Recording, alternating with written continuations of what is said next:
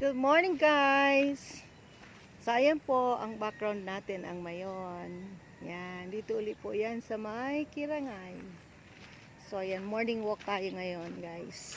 Morning walk uli kasi wala na ang ulan. So back to usual. Minsan kasi nakakatamad. Pero ngayon maganda ang panahon. So balik tayo sa walking. Ito naman ang papunta doon sa kabila naman na nilalakaran namin. Hindi pa siya tapos itong kalsada na ito. Lulusot dapat ito sa sentro. Tagal-tagal na nito. Hindi ko alam. Baka sana hindi to kasama sa mga reported completed. Pero hindi naman complete. Hindi pa siya cemented po. Ay, nakakalkal siya pagka, ayan o. Kakalkal siya pagka naulan. Pupunta sa gilid yung mga baybay. Mga semento. Ay, semento.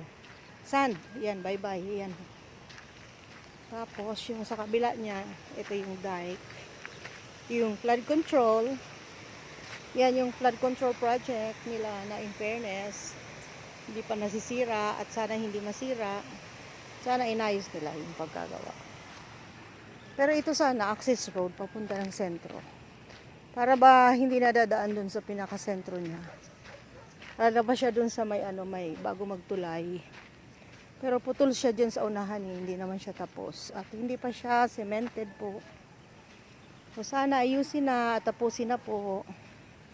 Para magamit na ng mga tao. Diba? Yun naman ang pinaka-purpose kaya may mga projects na ganito. Sana nangyayari yung pinaka-purpose. Hindi yung binubulusa yung mga fund. Hindi katulad ng nangyayari ngayon. Ay nako, nakakalungkot. Nakakalungkot sa mundo, nakakalungkot sa earth, nakakalungkot sa Pilipinas.